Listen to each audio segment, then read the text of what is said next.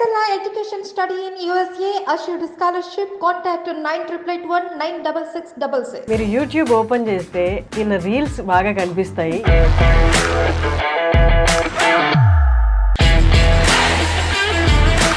పెళ్లివారం అండి అన్న సిరీస్ చేశారు. సెకండ్ సీజన్ కూడా ఆల్మోస్ట్ అయిపోయింది. Virajitha is with us. Virajitha, మీరు వచ్చే వరకు నాకు తెలీదు మీరు సిఏపిడిటి అని. స్టార్టింగ్ సిఏపిడిటిలో వర్క్ చేసా. ఈ మధ్య కొంచెం లావ్ అయినట్టున్నా కదా. Actually your looking good. నిజం చెప్పాలంటే you're getting better day by day. మా రాజు కెమెరామెన్ ఏం చేశాడంటే కాల్ చేసి 4 o'clock ఇంటర్వ్యూ ఉంది, టైం స్లాట్ కావాలి స్టూడియోదే అని అడిగాను. లేదని మొహమాటంగా చెప్పేశాడు. కట్ చేసే ముందు ఎవరు అని అంటే విరాజిత అనగానే వెంటనే ఆల్రెడీ ఉన్న షూట్ని పోస్ట్ పోన్ చేసి విరాజితకి ఇచ్చాడు.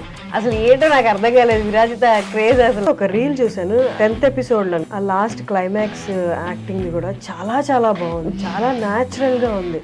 అప్పుడప్పుడు గుండె అనిష్ కంటే ఎక్కువ బరువు మోస్తుంది ప్రసాద్, నా వల్ల కావట్లేదు.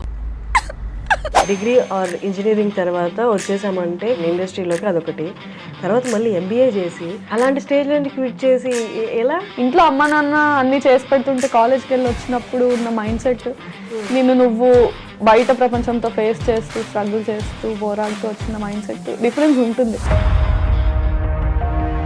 How did you cope up with your fears? I should tell you, I still don't have answers to many of the questions running in my mind. అంటే I don't have a choice. ఎందుకంటే నేను అన్ని వదులుకొని వచ్చాను, వాళ్ళని కాదనుకొని వచ్చాను కాబట్టి నేను ఎనీ ఆపర్చునిటీస్ లేదా ఏదైనా కొన్ని పరిధులు దాటి మనం చేయలేము. అండ్ మనకు వచ్చే ఆపర్చునిటీస్ అంటే ఇవాళ ఇట్లా షేప్ అవడానికి reason many things that broke my heart are నాలాగే చాలా మంది యూట్యూబర్స్, యాక్టర్స్, నాతో పాటు డెబ్యూటెంట్స్ కెరియర్లో మన అనేది ఉండదు.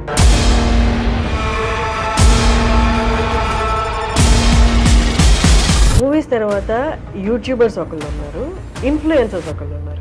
ఇది ఇక్కడ చెప్పొచ్చో చెప్పొద్దో నాకు తెలియదు, కానీ ఈ యూట్యూబ్లో టాప్గా ఉన్న మిమ్మల్ని సినిమా ఆపర్చునిటీస్ వచ్చి ఒక పెద్ద సినిమాలో ఒక చిన్న రోల్ ఇచ్చేస్తారు. నీకంటూ ఒక రోల్ వాళ్ళు రాసుకొని సినిమాల్లో ఇవ్వాలి అంటే I don't want to take names, but yeah వచ్చాయి, పెద్ద ప్రొడక్షన్స్లో వచ్చాయి.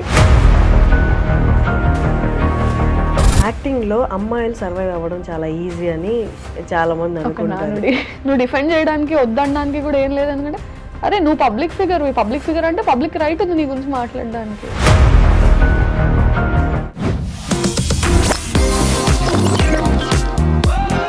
Hello viewers, welcome to I dream media, welcome to talk show with Harshini. మీరు యూట్యూబ్ ఓపెన్ చేస్తే తిన్న రీల్స్ బాగా కనిపిస్తాయి. ఇంతకుముందు నేను ఒక సిరీస్కి ప్రసాద్ గారిని ఇంటర్వ్యూ చేశాను. అదే ప్రసాద్ గారు ఇప్పుడు పెళ్లివారం అండి అన్న సిరీస్ చేశారు. సెకండ్ పార్ట్ కూడా, సెకండ్ సీజన్ కూడా ఆల్మోస్ట్ అయిపోయింది. Virajitha is with us. నమస్తే. హాయ్, హలో, నమస్తే. ఎలా ఉన్నారు? I'm good. విరాజిత, మీరు వచ్చే వరకు నాకు తెలీదు మీరు సిఏపిడిటి అని. స్టార్టింగ్ సిఏపిడిటిలో వర్క్ చేసా. ఓకే. తర్వాత ఒక 1.5 years తర్వాత I shifted to Infinitum. Oh that's nice. అంటే I dream I was associated with it. Yeah, that's nice. నాకు తెలీదు అంటే మీరు వచ్చేంత వరకు, but once I got to know మీరు కూడా ఇక్కడ నుంచి అనేసరికి I felt like nice. We are from the same. Yeah. How is it? How is going? How is everything going? Good. So far so good. Nice. ఇంకా చాలా ఉంది. Yeah. But yeah. But పెళ్లివారం అండి series ఇప్పటి రోజుల్లో, ఇప్పటి కాలంలో అంటే past 1-2 years తీసుకుంటే వెబ్ సిరీస్ అంటే యూట్యూబ్లో పెద్ద సక్సెస్ అయిన రేషియో ఉన్న వెబ్ సిరీస్ లేవు. బట్ ప్రసాద్ది అంతకుముందు సిరీస్ అండ్ ఈ సిరీస్ పెళ్లివారం అండి రెండు సూపర్ హిట్ కదా. పెట్టిన వెంటనే ఏ వీడియో ఓపెన్ చేసినా మిలియన్స్లో వ్యూస్ ఉంటున్నాయి. That's amazing. చాలా మంచి రైటర్ ప్రసాద్ వచ్చేసి. అంటే his got that audience pulse, అది తెలుసు, టార్గెట్ అది బాగా ఐడియా ఉంది తనకి. So yeah, this is a very hit series. ఇంకొకటి ఏంటంటే యాక్చువల్లీ ఈ 4 o'clockకి టైం స్లాట్ లేదు, ఓకే, స్టూడియో అవైలబుల్ లేదనమాట. ఓకే. మా రాజు కెమెరామెన్ ఏం చేశాడంటే ఫస్ట్ నేను కాల్ చేసి విరాజిత ఫస్ట్ కాల్ చేసి 4 o'clock ఇంటర్వ్యూ ఉంది, టైం స్లాట్ కావాలి స్టూడియోదే అని అడిగాను. లేదని మొహమాటంగా చెప్పేశాడు. తర్వాత లాస్ట్లో కాల్ కట్ చేసే ముందు ఎవరు అని అంటే విరాజిత అనగానే వెంటనే అది ఉండు, ఒక్క నిమిషం ఉండు అని చెప్పి ఆల్రెడీ ఉన్న షూట్ని పోస్ట్ పోన్ చేసి విరాజితకి ఇచ్చాడు. అసలు ఏంటో నాకు అర్థం కాలేదు, విరాజిత క్రేజ్ అసలు. బట్ థ్యాంక్ యూ కొంచెం మా టైం గురించి ఆలోచించినందుకు థ్యాంక్ యూ సో మచ్. ఎప్పుడు నేను రాజు అలా చేయడం చూడలేదు, ఫస్ట్ టైం. ఎందుకు రాజు ఎందుకు విరాజిత అనగానే, ఎందుకంటే విరాజితకి ఫ్యాన్స్ ఇక్కడ అన్నాడు. Thank you so much. Nice. And recent ఒక రీల్ చూసాను, అదే 10th episode అండి, అదే లాస్ట్ సెకండ్. ఇంకా ఆ లాస్ట్ క్లైమాక్స్ యాక్టింగ్ది కూడా చాలా చాలా బాగుంది, చాలా న్యాచురల్గా ఉంది. అంటే వాజ్ దట్ అంటే ఇన్స్ట్రక్షన్స్తో జరిగిందా లేదా మామూలుగా మనకి? అంటే స్క్రిప్ట్ రాసిన తర్వాత హీ ఆబ్వియస్లీ గివ్స్ ఇన్స్ట్రక్షన్స్, నాకు ఇట్లా కావాలి అట్లా కావాలని. మన స్టైల్లో మనం చేసిన తర్వాత తనకి ఏమైనా యాడ్ ఆన్స్ ఇంప్రూవ్మెంట్స్ ఉంటే తను అడుగుతాడు, దాన్ని బట్టి. అప్పుడప్పుడు గుండె అనిష్ కంటే ఎక్కువ బరువు మోస్తుంది ప్రసాద్, నా వల్ల కావట్లేదు. Was that a single take? No, it was not a single take. I mean at stretch లో చేసాము, కానీ 2-3 takes తర్వాత అంటే మనం చేయాలనుకుంది, తనకు కావాలనుకుంది, ఇద్దరిది సెట్ అయ్యేది ఒకటి ఉంటుంది కదా.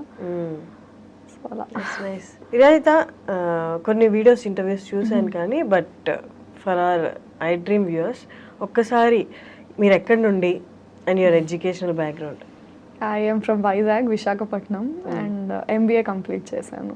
ఓకే, MBA కంప్లీట్ చేశాక ఒక 1 year జాబ్ చేసి 2019 MBA passed out. 2019 to 2020 job చేశాను. 2020 Januaryలో హైదరాబాద్ వచ్చాను. CAPDTలో వర్క్ చేయడం స్టార్ట్ చేశాను. And 3 months into that lockdown.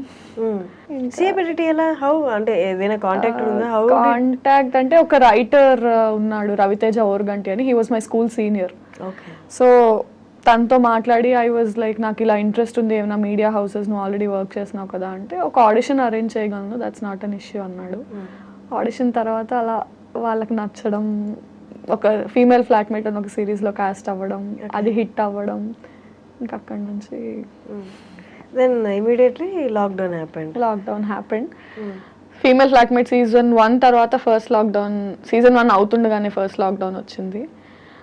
కొంచెం ఇంకా లాక్డౌన్ అయ్యాక అన్ని స్ట్రిక్ట్ అయిపోయాయి కదా మనకి. 3rd లాక్డౌన్ వరకు కూడా కొంచెం కోవిడ్ అనేది ఇబ్బంది ఇంకా విపరీతంగా ఉండదు కదా. సో అలాగే ఆ రెస్ట్రిక్షన్స్ లోనే కొంచెం వర్క్ చేసాం, కొంచెం చేయలేదు, జాబ్ వదిలేసి వచ్చాను. ఆ టర్బ్యులెన్స్ అయితే ఉండింది ఇంకా, బట్ స్టిల్ వదిలేసి వెళ్ళలేదు. 3rd లాక్డౌన్ తర్వాత అన్ని సెట్ అయ్యాక back to videos again and మళ్ళీ హిట్ రావడానికి చాలా టైం పట్టింది, బట్ వచ్చింది. కానీ జాబ్ వదిలేయడం అనేది, ఈవెన్ నేను జాబ్ క్విట్ చేసి ఇక్కడికి వచ్చాను, జాబ్ క్విట్ చేసేటప్పుడు ఏంటి ఏకైక భరోసా ఏంటి, సక్సెస్ అవ్వగలనని? రేషియో చాలా తక్కువ కదా ఇక్కడ, సక్సెస్ రేషియో. ఇంకా భరోసా ఏం లేదు, ఒక హోప్తోనే వస్తాం అంతే. నోబడీ కెన్ ఎవరు అంటే ఎడ్యుకేషనల్ దాంట్లో అంటే ఇది కాకపోతే ఇది కాకపోతే ఇది అని ఆప్షన్స్ ఉంటాయి. నువ్వు ఈ ఫీల్డ్ని నమ్ముకొని వచ్చినప్పుడు మనకన్నా ఆప్షన్స్ ఉండవు. హోప్ అంతే, అంటే లిటిల్ మనకున్న నమ్మకం అండ్ ఏదైనా చేయగలమేమో అన్న హోప్తో వచ్చాం. Fortunately by God's grace and parents blessings it worked out అంతే. అంటే వాళ్ళు క్విట్టింగ్ జాబ్ అంటే ఓకేనా? చాలా మందికి ఆప్షన్ ఉండదు, ఫైనాన్షియల్ గానే సస్టైన్ అవ్వగలనా లేదా అని.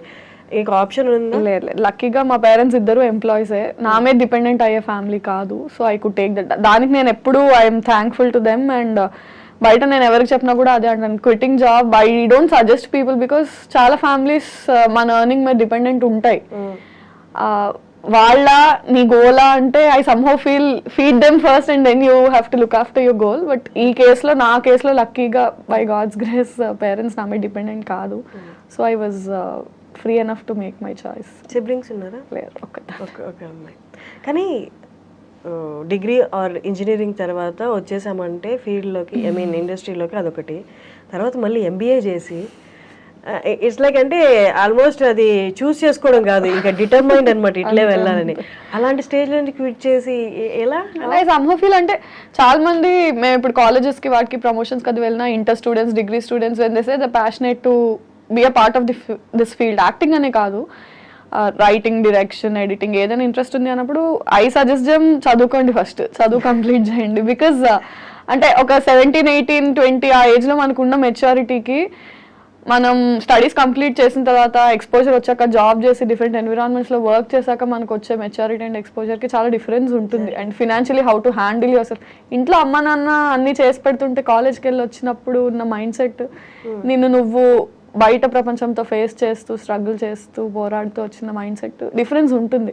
సో నువ్వు అక్కడ సర్వైవ్ అవ్వగలవు అన్న నమ్మకం నీకు అది క్రియేట్ చేస్తుంది కూడా. యా అంటే MBA చదివాను, జాబ్ కూడా చేశాను, but somehow I felt now I'm determined enough to make a choice. And somehow అంటే నీకు బయట ఎట్లుంటుందంటే చదువు మధ్యలో ఆపేసి డిగ్రీలోనో ఇంటర్లోనో ఆపేసి ఇటు వస్తే చేత కాక వచ్చావు అంటారు. ఇప్పుడు నువ్వు చదువు కంప్లీట్ చేసి జాబ్ కూడా తెచ్చుకొని వస్తే వద్దనుకొని వచ్చావు అంటారు. That makes a difference. Still yeah నేను మీతో అగ్రీ చేస్తాను. ఆ జర్నీకి కొంత అమౌంట్ ఆఫ్ రెస్పెక్ట్ కూడా తీసుకొస్తుంది ఇక్కడ. ఆ జర్నీ ఊరికే పోదు. It's nice. కానీ ఇక్కడికి వచ్చాక పేరెంట్స్ ప్రొటెక్షన్, జాబ్ ప్రొటెక్షన్ అనేది మైండ్లో ఉండి లైఫ్ని ఫేస్ చేయడం ఒకటి, కెరియర్ని ఫేస్ చేయడం ఒకటి. ఇక్కడికి వచ్చేసి ఒంటరిగా వాళ్ళ సజెషన్ ఇవ్వడానికి కూడా వాళ్ళకేం తెలిసి ఉంటుంది పాపం. దీనికి ఏం కోర్స్ లేదు కదా చదువుకునే వాళ్ళకి. ఇంకా భయమే ఉంటుంది, అయ్యో ఆడపిల్ల ఒకటి అక్కడికి వెళ్ళి ఫీల్డ్ ఏమీ తెలియదు అని. Any parent is like that. ఏం తెలియదు వాళ్ళకు కూడా పాపం. అంటే ఎడ్యుకేషనల్ ఫీల్డ్స్లో అయితే వాళ్ళు ఏమైనా సజెస్ట్ చేయగలరు ఈ కెరియర్ ఆ కెరియర్ అని. ఇది టోటల్లీ న్యూ అయ్యేసరికి వాళ్ళకి ఇబ్బంది అయింది. బట్ యా మెల్లమెల్లగా వాళ్ళని సక్సెసే ఇప్పుడు కొంచెం వాళ్ళని స్టెబిలైజ్ చేసిందని ఫీల్ అవుతాను నేను.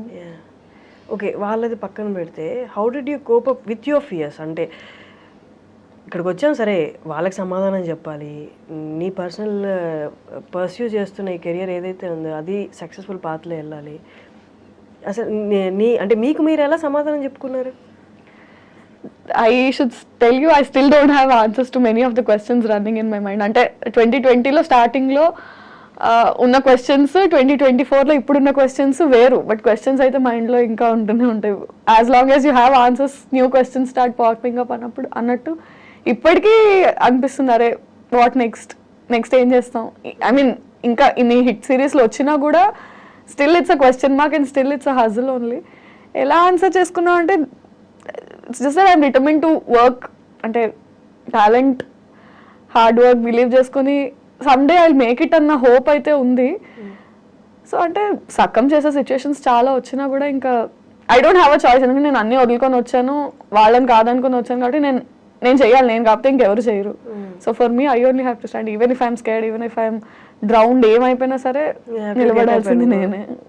సో ఇంకే ఆప్షన్ లేదు కాబట్టి ఐ హ్యాడ్ టు స్టాండ్ అంతే.